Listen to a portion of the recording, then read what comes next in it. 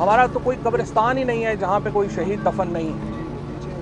اور یہ جو رشتہ ہے ہمارے خاندانوں کا رشتہ، ہمارے لہو کا رشتہ، یہ ہر رشتے سے زیادہ مقدم ہے. میں یہ سمجھتا ہوں کہ 9 مئی کو جو واقعات پیش آئے، جس طرح سے کور کمانڈر لاہور کے گھر کے اوپر جو واقعہ پیش آیا، جو GHQ میں معاملہ پیش آیا، ہر وہ شخص جس کا تعلق پاکستان سے ہے، جس کا تعلق پاکستان کی فوج سے ہے، ظاہر ہے کہ وہ اس پہ رنجیدہ ہے اور اس کا دل خون کے آنسو رو رہا ہے.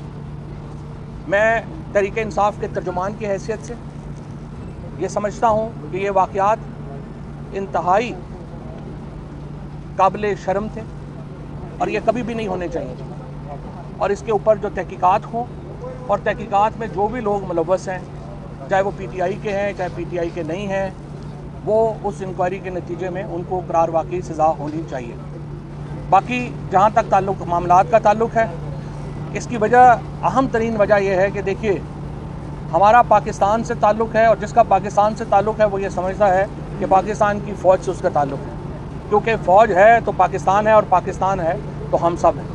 لہٰذا اسی نقطہ نظر اور اس کے مد نظر جو ہے وہ ہمیں اپنی پالیسیز کو بنانا چاہیے. اس کے مطابق ہی ہم نے انشاءاللہ تعالیٰ آگے بڑھنا ہے. Thank you very much. Chaudhry صاحب یہ بتا دیں کہ جو ایک چیزیں سامنے آ رہی ہیں کہ GHQ اور ان سب پر حملوں کے پیچھے جو ہے ابھی ہم اس کے بعد باقی سوال چوہدری صاحب، عمران خان صاحب نے مذمت نہیں کی لیکن آپ نے افسوس کا اظہار بھی کیا، مذمت کر دی ہے. کیا کچھ تبدیلی آئی ہے آپ کی پالیسی میں؟ کیا میرا خیال ہے انہوں نے بھی کیا اور ہم بھی کر رہے ہیں. باقی باتیں پھر جو ہی ہوں گی اس کے مطابق کر لیں گے. اب دیکھتے ہیں، پولیس نے اگر گرفتار کرنا ہوا تو یہاں پہ ہم ہیں، باقی دیکھتے ہیں.